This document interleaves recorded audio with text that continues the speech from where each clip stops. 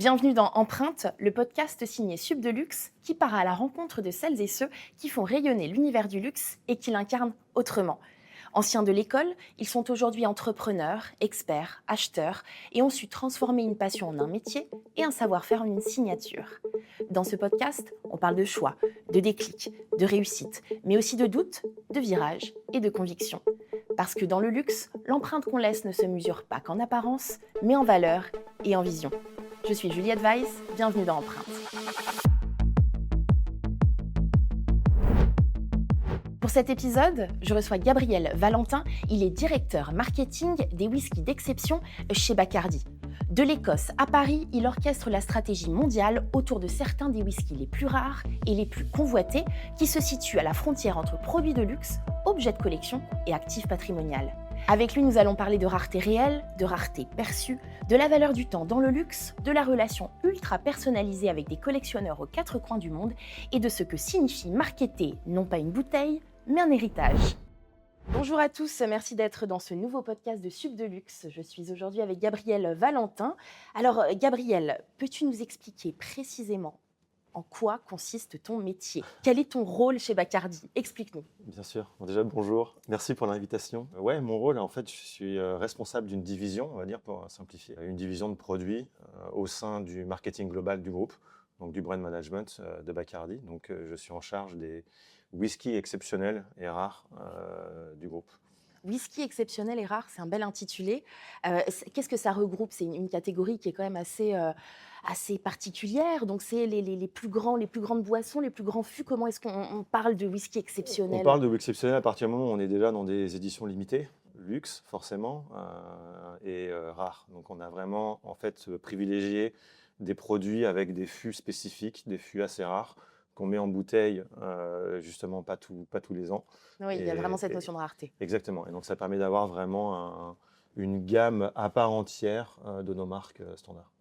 Gabriel, à quel moment tu t'es dit le whisky c'est plus qu'une passion, ça va devenir ma vie professionnelle? À quel moment tu t'es engagé pleinement dans ce secteur qui est quand même très très précis, très particulier? Qu'est-ce qui s'est passé? Alors, je ne me suis pas posé la question comme ça, je pense, mais parce que je n'ai pas une passion sur le whisky depuis. C'est pas une passion pour toi? Si, maintenant oui, c'en est Ah, une, d'accord. c'est évidemment. Mais je pense qu'au début, dans notre carrière, surtout en marketing, parce que comme justement tu m'évoquais le fait de comment on en arrive là, quand on sort par exemple de Sub de Luxe, ben, on prend des opportunités en termes de marketing. Donc on va aller chercher des marques, des entreprises qui nous intéressent. Sans forcément, moi, j'avais pas forcément de secteur de prédilection. D'accord. Donc, je me suis pas dit tout de suite, je veux travailler dans les spiritueux. Surtout que j'avais aussi d'autres appétences. À Sub de Luxe, j'ai fait un mémoire sur le cigare. Donc, j'avais aussi déjà un petit peu ce.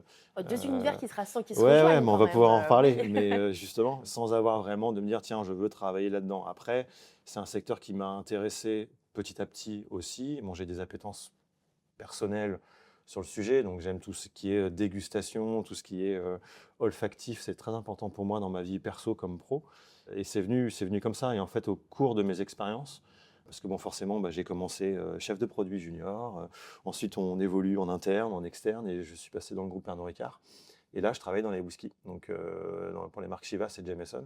Ça m'a donné ma première expérience dans le secteur et sur ce produit-là. Donc déjà, je me suis dit, ah oui, ça c'est intéressant, parce qu'aussi on peut évoquer ça, mais le travail dans les spiritueux en marketing, moi je trouve ça hyper intéressant, parce que d'un côté, on a le côté savoir-faire, tradition, on a des grosses marques, moi qui m'intéressent aussi, et on a des budgets marketing. Donc ça, c'est aussi intéressant, parce que souvent, on est toujours au marketing, on se plaint. Oh, on n'a pas de budget, on n'a pas d'argent, etc. Sûr. Dans les spiritueux, il faut savoir qu'on est quand même un secteur qui réinvestit énormément en marketing. Donc le pourcentage des ventes plus que les autres secteurs, en tout cas plus que dans la grande conso, par exemple. Donc, sans vouloir donner des chiffres précis, je me souviens qu'on avait des moyennes entre 10 et 15% dans la grande conso, et qu'on arrive plutôt à des 20 à 30% dans les spiritueux en général. Et après, sur des marques sur lesquelles on surinvestit, surtout des marques niches comme les nôtres, on peut se retrouver avec des budgets vraiment conséquents, qui nous permettent de faire aussi des choses sympas. Intéressantes, ouais. Donc Donc il y a ça aussi qui fait que ça permet d'avoir un secteur qui me plaît sur plein d'aspects. Alors, il y a un secteur qui te plaît et d'ailleurs, voilà, qu'est-ce qui te passionne le plus? Alors, ça peut être une question un peu standard, mais quand on travaille dans le luxe, on se dit toujours la passion nous conduit. Qu'est-ce qui te plaît le plus dans ton métier aujourd'hui? Ouais, alors, ce qui me plaît le plus, c'est que c'est quand même un métier qui est très vaste, parce que quand on travaille, je le dis souvent, quand on est en marketing, alors que ça soit international ou, dans mon cas, ou en marketing local, quand on travaille pour une entité France ou Angleterre, par exemple, on a une variété de missions qui est quand même hyper intéressante, et surtout, on travaille avec tous les départements de l'entreprise. Ah oui, bien sûr. Parce qu'on va, alors suivant la marque pour laquelle on travaille, souvent on dit souvent qu'on est le moteur de l'entreprise, mais on doit travailler avec la finance, on doit travailler avec la logistique, on doit travailler avec la com, avec le commercial. Donc on a quand même on doit un petit peu chapeauter un petit peu tout le monde aussi et embarquer aussi un peu tout le monde dans nos projets.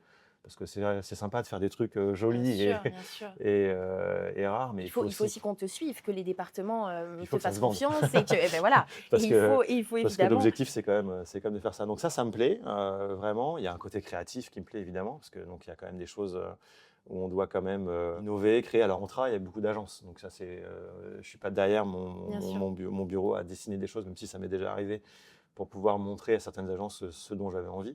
Par exemple, quand je travaille ma mission d'avant, parce qu'on en parlait aussi dans le groupe Bacardi, où j'ai Oui. développé la marque Saint-Germain, la liqueur Saint-Germain. Oui, bien sûr. Et ça nous arrivait de dessiner des choses sur des événements qu'on voulait faire. Après, notre mission, c'est de briefer aussi des agences avec qui on travaille. Mais il faut justement comprendre cette notion un petit peu de créatif, d'esthétique, et ça me plaît. Et puis, ce qui me plaît aussi, c'est le côté international. Enfin, moi, j'ai fait mes études à l'étranger avant de faire Sub de Luxe. J'ai jamais travaillé en français de toute ma carrière. Donc, ça a toujours été le côté parler différentes langues et puis surtout comprendre différentes cultures. Parce que le marketing, encore une fois, oui, on doit développer des choses, mais on les fait pour des clients. Donc Bien l'intérêt, c'est aussi de faire des choses qui correspondent. Donc ce qui est intéressant dans le marketing international, c'est justement d'avoir, à la fois, on doit pouvoir développer des choses pour des personnes différentes, mais aussi on a un catalogue de produits qui doit être aussi un petit peu On cohérent. doit s'adapter et en même temps les Donc on éduquer. s'adapte, mais on doit aussi proposer des Oui, choses. c'est Donc ça. on doit comprendre un petit peu les deux pour être sûr que ça Et d'ailleurs, il y correspond. a des marchés que tu dois, entre guillemets, un peu éduquer, qui ont moins cette culture peut-être du spiritueux et que tu Ouais, dois, alors peut-être un peu, c'est pas notre stratégie actuellement, parce que aussi nous, donc moi je travaille pour des marques qui sont donc des petites marques qu'on appelait des marques d'incubation. C'est-à-dire D'accord. qu'en fait, je suis passé dans le whisky après avoir été passé sur Saint-Germain, qui sont des marques, des petites marques que le groupe rachète pour développer en fait. Donc c'est vrai qu'on n'a pas cette notion de développement. Enfin, on est en développement, mais pas de devenir forcément des hyperstructures. Alors on parlait d'exceptionnel, de rareté, est-ce qu'on peut parler de valeur maintenant? Alors comment est-ce qu'on définit la valeur d'un fût exceptionnel? Est-ce que tu peux nous parler un petit peu? Est-ce que c'est l'âge? Est-ce que c'est, la provenance, l'histoire, la liquidité sur le marché secondaire? Dis-nous tout. Mais tu vois, tu l'as cité, il y a plein de critères. Alors c'est vrai que c'est pas toujours simple parce qu'il n'y a pas de critères précis. Après, on a quand même pas mal de choses sur lesquelles on peut se baser. Donc déjà, nous, on parle de whisky exceptionnel, ce qui veut dire aussi que on parle de rareté. Donc déjà, quand c'est plus rare, forcément, je ne veux pas dire que c'est plus cher, mais il y a un coût. C'est-à-dire que conserver du whisky vieux, ben ça a des coûts. Il y a des coûts de stockage et il y a d'autres coûts là-dessus. Et puis on perd de la quantité, parce que la beauté de la Mais chose bien sûr, oui, dans oui. les spiritueux, c'est qu'il y a la fameuse part des anges. Et on l'a aussi dans le whisky. Donc, Qu'est-ce quand que c'est que cette part des anges? donc c'est l'évaporation du spiritueux, parce que forcément il y a un contact avec Bien l'air sûr. dans le fût, comme Donc dans ça tous disparaît. Donc ça disparaît. Donc plus ton whisky est vieux, moins tu en as dans ton Donc fût. la rareté et c'est aussi Donc de ça la devient rare, et vieillesse. donc puis ça devient, puis il faut le gérer. Et ensuite, bon, donc ça c'est un premier point. Ensuite, tu as le liquide que tu vas utiliser, la qualité de tout ce que tu vas utiliser, et la qualité du fût et le type de fût qu'on va utiliser. Donc je ne veux pas trop rentrer dans les détails précis là-dessus, mais il y a des fûts qui valent plus cher que d'autres. Donc on a des fûts qui sont plus demandés que d'autres, donc ça va dépendre de ça. Par exemple, on fait beaucoup de finition dans le whisky, c'est-à-dire qu'on va transférer les liquides d'un fût dans un autre fût qui a contenu un autre liquide avant, par exemple du rhum, Ah oui. du vin fortifié, comme on utilise énormément du sherry, du porto dans le whisky, ou alors on va utiliser justement des fûts de vin. Donc on peut acheter un fût, un grand château bordelais. Ce fût, il a un coût, donc ça va aussi rentrer dans le coût de production. Ou l'autre exemple qu'on utilise aussi actuellement, c'est parce que c'est aussi beaucoup à la mode, on utilise du bois de Mizunara, qui est un chêne noble japonais. Ces fûts sont assez rares, et donc on les achète à un certain prix qui va de temps en temps peut-être 10 ou 15 fois le prix d'un fût normal. Donc ça aussi, ça rentre en compte dans le positionnement du prix. Et après, il y a le prix du marché. Donc forcément, on est obligé de rester dans des tendances. C'est-à-dire qu'on peut comparer facilement dans des marques standards, c'est-à-dire un 25 ans, un 30 ans, un 40 ans, ils ont plus ou moins une fourchette de prix identifiable. Donc on peut les comparer entre eux. Mais après, dès qu'on part sur des produits un peu plus rares, c'est là où on va pouvoir jouer sur ça. Oui, Donc oui. en fait, il ne faut pas être étonné de trouver un whisky qui a 20 ans d'âge, par exemple, qui va être plus cher qu'un 25 ans ou un 30 ans, C'est intéressant. parce qu'il va être beaucoup plus rare. Et donc c'est là où on doit jouer sur le volume. Et donc forcément, le volume a une incidence sur le prix, hein. C'est beaucoup plus Évidemment. cher de Et, fabriquer un et, whisky. et alors, tu parlais de marché. Je crois savoir que le marché des spiritueux, en ce moment, ce qui se porte le mieux. Il y a beaucoup d'indicateurs qui le montrent. Comment toi, quelle est ta vision aujourd'hui du marché actuel des spiritueux et du whisky? Est-ce que tu peux nous donner un peu ton Ouais, éclairage? c'est une bonne question parce que justement, ça fait on va dire 2, 3 ans et c'est nouveau pour beaucoup. Absolument, ça a été l'âge d'or pendant On très le sait, longtemps. voilà, le luxe, ah oui, alors surtout en sortie de Covid, parce qu'on a eu des années records. Alors le Covid, surtout pour nous les spiritueux, c'était quand même assez compliqué. On a dû se réinventer sur le type de vente, surtout dans certains pays où il n'y avait vraiment plus rien.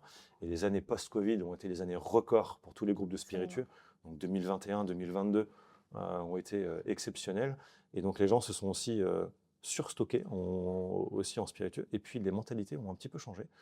Donc, entre le luxe qui est un petit peu plus tendu en ce moment et les Ah oui, spiritueux, oui, oui. justement, où il y a des changements de consommation et des marchés qui se portent un petit peu moins bien, eh ben, actuellement, oui, Et c'est plus tendu. notamment l'essor du sans-alcool, j'y pense, tu sais, c'est cette grande tendance, hein, avec le dry January et tous ces sans-alcool.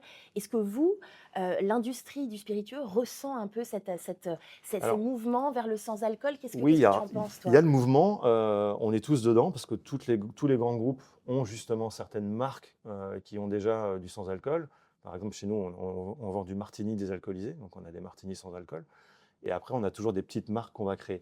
Après, c'est pas ça qui va prendre des parts de marché D'accord, sur les spiritueux en général. Donc, on ne peut pas expliquer la crise des spiritueux actuellement par la montée du sans-alcool. d'accord. C'est plutôt par le fait qu'on a deux marchés principaux qui sont en baisse, la Chine et les États-Unis. Et quand tu as tes deux plus gros marchés qui vont pas très bien, ben, même un petit pourcentage sur un énorme volume, ça fait quand même des gros chiffres. Et donc, la Chine a eu beaucoup de soucis avec les lois anticorruption récemment. Donc, le cognac a beaucoup coûté dans les entreprises qui étaient Bien très, sûr. très forts là-bas. Et le marché principal, les États-Unis, qui est en crise aussi depuis 2, 3 ans. Donc des marchés qui vont moins bien, mais il y en a d'autres peut-être qui vont émerger, si je puis dire. Alors, Est-ce qu'on ça se peut parler développe. de Je l'Inde, te vois par venir, je te exemple? vois venir sur Voilà, c'est un sujet quand où même est-ce qu'on est en train de mettre nos billes en ce moment. Exactement. Ouais, non, il y a beaucoup là. L'Inde, c'est effectivement l'un des marchés principaux sur lesquels on est en train d'investir, mais tout le monde est là-dessus. Il y a quand même, c'est un gros marché. Et on ne le sait pas forcément, mais c'est un marché qui a beaucoup de marques locales. C'est-à-dire que l'Inde Ah, c'est produit du intéressant. whisky, Mm. produit du gin, et ils sont quand même presque 1,5 milliard en Donc ils n'ont Inde. pas besoin de Donc, nous alors. il y a du monde. Voilà, Et c'est un marché qui se développe. Et donc forcément, tous ces marchés-là où le pouvoir d'achat augmente, où la classe moyenne se développe, absolument. ben, on l'a déjà vu dans d'autres pays à l'époque, ben, c'est exactement le même schéma. Et donc comme ils ont en plus une culture de spiritueux, ben, ils vont aussi aller chercher les grandes marques aujourd'hui, ce qui n'était pas le cas avant. Donc il y a beaucoup d'espoir sur ce pays. On a des pays comme la Malaisie, on a des pays où on se développe beaucoup, la Corée du Sud aussi qui se développe beaucoup, qui a un gros marché de whisky en devenir. Donc là, on a ça qui permet de développer. Et puis il y a d'autres plus petits marchés qui sont des grands consommateurs, comme la France, parce qu'on l'oublie aussi, mais la France est le deuxième plus gros consommateur de whisky Ah oui, au monde ah, c'est et impressionnant. le premier consommateur au monde de whisky premium. Et parce que d'ailleurs, justement, en France, on ne boit plus de cognac. 98% des exportations, enfin des ventes de cognac sont à l'export, alors que c'est un produit français. Et justement, parce que les gens boivent du whisky à la place. Et d'ailleurs, Gabriel, comment tu expliques, toi qui connais bien ce secteur, pourquoi est-ce que les Français ne boivent plus de cognac et on a une transition vers le whisky? Comment Ouais. tu peux C'est une l'expliquer? question pas facile à élucider, parce qu'on a quand même cherché aussi pour comprendre. Après, il y a un côté générationnel, on pense aussi. Donc, il y a effectivement les gens qui buvaient beaucoup de cognac à l'époque et qui faisaient le gros du volume. On va dire c'est la génération de nos grands-parents. Et donc, nos parents ensuite, donc les gens nés dans les années 50, 60, ont voulu avoir cette rupture aussi avec ça, avec leurs parents, et donc ont voulu boire aussi autre chose. Et donc, il y a la mode du whisky qui s'est créée grâce aussi au marché américain, aux États-Unis, où à l'époque, il y avait quand même tout ce côté Bien sûr. rêve américain, etc. Et le whisky et le bourbon ont vraiment aussi développé cette mode du whisky à l'époque, ce qui fait qu'en fait, cette génération-là s'est désintéressée du cognac. Et en retour, le marché du cognac s'est porté à l'export parce qu'il y a vraiment cette forte notion de spiritueux français. On avait le vin d'un côté et forcément le cognac qui représentait vraiment la France. Et donc c'est pour ça que c'est parti donc, aux États-Unis et en Asie où justement les maisons se sont concentrées ensuite sur ces marchés-là. Et alors maintenant, revenons-en au whisky, puisque c'est quand même le cœur de notre discussion. Gabriel, qui sont tes clients? Qui achètent des whiskies exceptionnels? Des family office, des collectionneurs, des entrepreneurs, des fonds d'investissement? Ouais, alors c'est intéressant parce que justement, nous, on va avoir aussi une clientèle spécifique. Parce que ce qu'il faut savoir aussi, c'est que dans le groupe Bacardi, on n'est pas une maison de whisky comme certains de nos concurrents qui font Absolument. ça depuis toujours. Donc nous, on a des marques encore assez niches qu'on développe. Donc en fait, on va s'adresser à des experts de whisky, ce qu'on appelle aussi des whisky geeks, des gens qui veulent vraiment tout savoir, tout connaître et puis surtout trouver des choses un petit peu différentes et uniques. Et les gens qui vont s'intéresser à nos produits vont les consommer. Donc, par exemple, il n'y a pas si longtemps que ça, on a vendu aux enchères 2 bouteilles uniques à 30 000 € la bouteille. Je sais que ces bouteilles, elles vont être consommées, elles vont être bues par des gens qui justement veulent cette rareté et veulent goûter quelque chose qu'ils ne goûteront jamais. Donc, nous, on va justement développer des produits où on va expliquer exactement ce qui est dans la bouteille. C'est-à-dire que ces gens, nos clients, ils ont besoin de savoir combien de temps le liquide a été dans le fût, qu'est-ce qu'il y a eu dans le fût avant. On donne le maximum d'informations justement sur les étiquettes pour avoir pouvoir répondre à leurs besoins. Et on n'est pas vraiment encore dans l'investissement parce que justement, comme je le disais, on est des marques quand même encore assez petites qu'on Oui. développe. On n'a pas encore cette notion d'achat-investissement. Il y a beaucoup d'autres groupes qui vont aussi se concentrer maintenant sur des ventes de fûts en direct. Donc il y a aussi beaucoup de ventes qui sont en blockchain, donc de la possession de fûts pour de la revente derrière. Nous, on n'est pas encore calibré pour faire ce genre de choses. C'est quelque chose qui vous intéresse ou pas du tout? Oui, mais encore une fois, on n'est pas dans cette optique-là parce qu'on va déjà commencer à développer nos marques. Notre division de whisky exceptionnel, c'est un peu une vitrine aussi. C'est-à-dire qu'il faut aussi qu'on se concentre sur nos marques, sur nos produits de nos gammes. Donc, quand on a des 12 ans, des 15 ans, des 18 ans, des 21 ans, pour bien mettre ça. Et les éditions limitées vont permettre justement de montrer notre savoir-faire et faire attention justement à ne pas sombrer dans trop faire d'éditions limitées. Parce qu'on pourra en reparler ensuite, mais c'est un risque aussi dans le luxe où il faut faire attention. Et à titre plus personnel, est-ce que toi, Gabriel, il y a un fût que tu refuserais, refuserais de vendre, ou en tout cas même un client important, quelque chose qui te fait vraiment vibrer? Non, ce ne sont pas mes fûts.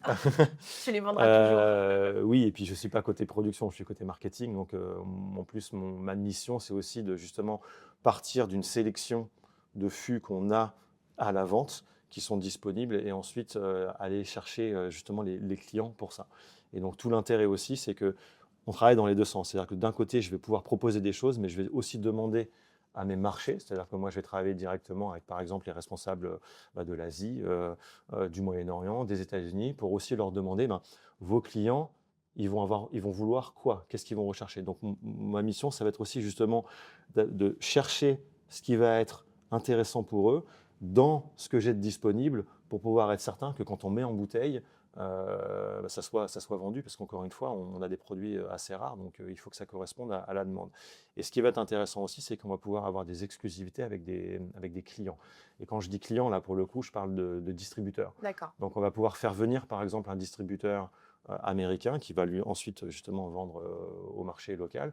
On va le faire venir en Écosse, on va lui proposer différents types de fûts, et lui va pouvoir essayer des choses 1 an, 2 ans avant la mise en bouteille, pour se dire, tiens, voilà, moi, ce fût-là m'intéresse. On cherche tel type de finition, donc on va leur faire essayer des choses sur lesquelles on travaille, pour ensuite qu'ils aient l'exclusivité en disant, voilà, eux, ils ont eu ça. Et donc, en faisant ça avec différents marchés, je me retrouve avec mon portefeuille de produits et ça nous suffit. C'est intéressant cette notion aussi de sélection, et aussi parce que ça rejoint vraiment la notion de personnalisation, et c'est là où je veux continuer, Gabriel. Quand on parle de luxe, on parle d'expérience, on parle de personnalisation, surtout quand on parle de whisky exceptionnel. Quel rôle, selon toi, les expériences ultra privées, type distillerie, enfin dégustation en distillerie, accès au chai, personnalisation, dans la décision d'achat d'un client? Quel est le rôle de cette expérience? C'est primordial. Donc ça, c'est devenu la norme. C'est-à-dire qu'on a vraiment des gens, comme je le disais, qui veulent tout savoir, veulent tout voir, Des whisky veulent geeks, comme tu comprendre. disais. Et justement, dans le luxe, quand on doit le définir, effectivement, il y a cette notion d'expérience et de relation avec une marque, parce qu'on n'est pas juste une marque. Et donc, le luxe, c'est quelque chose de très personnel. Bien sûr. Donc, justement, on va faire venir les gens. Donc, on va proposer. Donc, nous, on investit aussi pas mal sur nos centres de visite.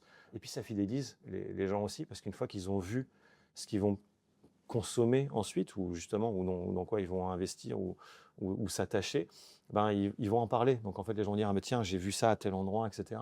Donc c'est là où justement, on va pouvoir montrer aussi comment on fabrique notre produit et puis quel est notre ADN de marque, justement, pour se différencier, parce que dans le whisky, il y a énormément de marques. Il y a à peu Oui, la près, concurrence est on rude, a, hein. ouais, juste en Écosse, on a environ, j'ai plus le chiffre exact en tête, mais 135, 140 distilleries qui ont toutes des choses à proposer, Bien sûr. qui font toutes des produits Mm. qualitatifs. C'est un marché qui est très tendu, donc on doit pouvoir se différencier avec les autres Et alors, comment grâce à vous ça. différenciez typiquement concrètement chez Bacardi? Vous proposez quel genre d'expérience? Qu'est-ce qu'on pourrait noter dans votre approche client? Bah, il y a la personnalisation qu'on va justement pousser jusqu'au bout sur justement ce choix de fût, donc de faire venir des gens qui peuvent aller choisir et tester différents fûts. Ça, tout le monde le fait pas, justement. Et puis, oui, montrer, encore une fois, l'ADN de la marque, l'histoire de la marque, justement, montrer d'où ça vient. Donc, souvent, là, on a fêté les 135 ans de notre distillerie d'Aberfeldy. Voilà, il y a beaucoup d'héritage. Donc, sans vouloir trop parler du côté, on va dire, poussiéreux, justement, mais il faut justement montrer que ces marques-là existent depuis longtemps, qu'il y a des générations de personnes et de maîtres de chez, maîtres de distilleurs, master distillers qui se sont suivis puis qui ont transmis tout ça. Donc on essaie justement de montrer comment on transmet cette passion et le savoir-faire, parce qu'on va avoir différentes techniques et c'est là où on va pouvoir se différencier, parce que certaines marques de whisky vont distiller d'une façon Bien sûr. différente leur Bien whisky. sûr. Et bon, évidemment, tu parlais de l'Écosse, un territoire emblématique, hein, du whisky. Euh, Est-ce que tu penses que l'Écosse, c'est vraiment un vecteur de légitimité pour la marque à l'international? Quel est le poids et le rôle un peu de ce territoire dans votre communication, vous, à l'international? C'est pas parce qu'on est un whisky écossais ou single malt, parce que donc un single malt, c'est un whisky qui provient d'une seule distillerie, ce qui est souvent aussi rassurant pour les clients qui vont chercher quelque chose d'authentique. Mais c'est un petit peu comme, je le compare à Cuba au cigare ou Bordeaux dans le vin. Les autres terroirs ont appris, se sont développés et ont ensuite créé leur propre identité. Parce que Donc, on fait du justement, très bon whisky ben hors oui, parce que d'Écosse, souvent, au tout début, quand on a justement une hégémonie d'un pays, on a envie de faire comme eux. bien Et sûr. on va dire aux gens, ah, on le fait ailleurs, mais comme eux. Et ensuite, bah, c'est vraiment un bon exemple. Moi, je le cite souvent, mais l'exemple du cigare, où Cuba n'est que le 5e producteur mondial aujourd'hui, parce que les autres se sont développés et justement ont développé leur propre identité. Et on a d'autres marchés. Donc, effectivement, bah, il y a le Bourbon aux États-Unis. Donc, le marché américain est quand même un énorme marché et producteur de whisky. On en parlait un petit peu avant. Bah ouais, l'Inde produit du whisky aussi. Alors après, c'est pas des marques qu'on connaît à l'international, mais ils ont cette culture-là. Le Japon, évidemment. L'Irlande propose des whiskies exceptionnels. Donc, il y a tout ça où il faut justement arriver à ne pas s'endormir sur ses lauriers. Et c'est pas parce qu'on est, on est un whisky écossais qu'on est forcément meilleur. Par contre, à nous de prouver et de constamment se renouveler en parlant du savoir-faire et en innovant aussi. Mais on parlait d'innovation un petit peu avant, mais il faut savoir innover sans changer ni modifier Voilà, l'ADN de la c'est marque. ça ce qui est compliqué. Est-ce que tu penses qu'on est encore capable d'innover, de surprendre le client dans un univers qui est très codifié, qui est Ouais. très structuré? Et on a encore Ouais, cette marge de manœuvre? oui, parce que l'innovation, c'est pas seulement alors on le fait, c'est pas seulement un nouveau packaging, par Oui, exemple, voilà. parce qu'évidemment, on va toujours remettre un petit peu au goût du jour pour montrer qu'on reste un petit peu moderne et dans l'air du temps. Mais moi, c'est pas forcément le marketing qui m'intéresse, de juste dire, bah tiens, j'ai innové et juste avec une nouvelle étiquette ou une bouteille un petit peu différente, parce qu'en plus, il faut faire attention aussi à pas trop changer. Bien sûr. Pas Euh, être en rupture avec la clientèle peut-être de base. C'est ça, parce qu'après, il faut toujours faire le calcul. Si on perd, qu'est-ce qu'on gagne Et oui, en bien échange? sûr. Mais il faut aussi garder l'ADN de la marque. Mais j'en parlais un petit peu avant. Nous, on va justement innover en proposant des produits uniques, des finitions. Donc, quand on parle d'une finition, on va aller faire une finition que personne n'a fait. On va tester. Et c'est là toute l'expertise de nos master distillers. Donc on est encore capable d'innover dans un secteur très codifié. Ouais, ouais, bien Oui, sûr. oui. Et justement, puis comme j'en parlais, il y a des marchés qui grandissent. Et on a la France, j'en parlais un petit peu, mais il y a de plus en plus de marques de whisky françaises qui se développent. Alors eux, ils n'ont pas forcément l'historique derrière, mais ça ne va pas les empêcher de proposer un whisky de qualité. On a La différence avec les autres spiritueux aussi, on n'a pas vraiment de notion de sol. On peut faire du whisky un petit peu partout. On part d'une céréale. Donc, on n'a pas forcément un vin de Bordeaux. Quand on prend une vigne et on l'exporte et on l'amène en Californie, il n'aura pas le même goût parce qu'il n'aura pas grandi au même endroit. Un whisky, c'est différent. Donc, maintenant, il y a l'expertise. Et c'est aussi là où je parlais des whiskies où il y a une vraie évolution. C'est que les pros et les experts écossais, ils sont partis au Japon, ils sont partis un peu partout. Et donc, ils ont expliqué comment on en faisait. En France, c'est pareil. Donc, on peut développer des nouvelles marques. Et donc, la France innove avec des whiskies différents, avec leur propre identité. Et ça aussi, c'est une tendance qui se développe beaucoup. La France innove, c'est bien de le rappeler, c'est bien de le dire. Alors, quel conseil tu donnerais à quelqu'un qui souhaiterait se lancer dans les spiritueux d'exception? Pourquoi pas les spiritueux d'exception français, puisque c'est peut-être un marché porteur. Quel conseil, toi qui as du recul aujourd'hui, tu pourrais donner à un élève de Sub de Luxe, de l'Institut Sub de Luxe, qui voudrait travailler dans les métiers du spiritueux d'exception? Qu'est-ce qu'il faut avoir comme qualité pour être performant? Tu m'en parlais au début, il n'y a pas forcément besoin d'avoir une appétence forte ou une expertise dans le liquide en lui-même. C'est important de le rappeler. Moi, on ne me demande pas d'être un expert en whisky. J'ai des gens pour ça, c'est leur job. Il y a ceux qui sont du côté production, qui vont être là pour ça. On a aussi des missions comme des brand ambassadeurs. Donc, c'est des gens qui vont justement voyager partout pour aller parler du produit. Donc déjà, il ne faut pas avoir peur dessus. On n'a pas besoin d'avoir... Après, c'est forcément mieux d'avoir une appétence sur le produit parce que moi, voilà, ça m'intéresse. J'adore tester, déguster pour aussi comprendre ce que les gens vont chercher. L'olfactif t'anime beaucoup. Tu es quelqu'un qui aime beaucoup sentir, qui aime beaucoup moi, les sens sont très importants pour moi en général. Donc oui, j'adore sentir, comprendre. Donc là, il y a aussi ce côté-là où quand je suis en Écosse et que j'ai la chance de pouvoir être avec les gens de la production, justement, j'apprends beaucoup. Mais voilà, on ne me demande pas ça. Après, il y a des codes classiques du luxe. On a l'excellence, le goût du détail, le savoir-faire. Donc tout ça, c'est des choses qu'il faut qu'on aime promouvoir pour pouvoir être dans ce type de mission. Mais il n'y a pas vraiment de besoins spécifiques, de compétences spécifiques au secteur en lui-même pour travailler là.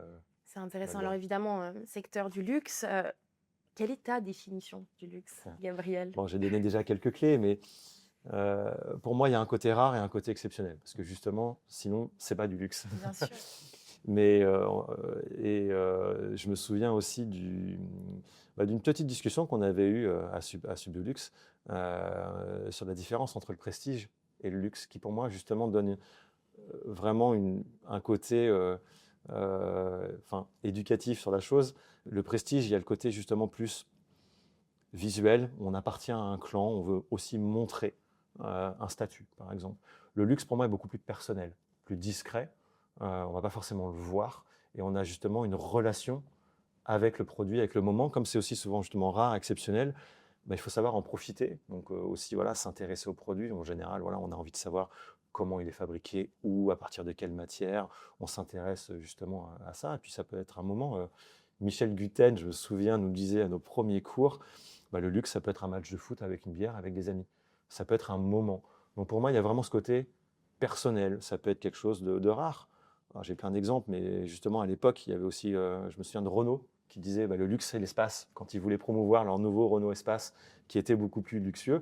Aujourd'hui, ils n'ont pas tort. Voilà, des choses qui sont rares deviennent luxueuses, et c'est pas parce que c'est cher que c'est forcément du luxe. Après, il faut aussi justement, alors ça c'est plutôt mon côté, du côté professionnel, où il faut arriver à justifier un positionnement de prix. Donc, et tout ça, c'est le savoir-faire, la culture. Et puis il y a un côté plaisir aussi. Évidemment. Donc, le luxe, c'est le plaisir aussi. Voilà, c'est un plaisir, mais c'est un plaisir personnel. Bon, formidable. Merci beaucoup, Gabriel, sur ces belles paroles. En tout cas, ça nous laisse songeurs, inspirés. Merci beaucoup de nous avoir raconté, de nous avoir fait vivre ce métier et cet univers du spiritueux. Avec grand plaisir. Merci beaucoup. Merci d'avoir écouté Empreinte, le podcast de Sub de Luxe. Cet épisode est à retrouver sur toutes les plateformes d'écoute. Quant à moi, je vous dis à très bientôt.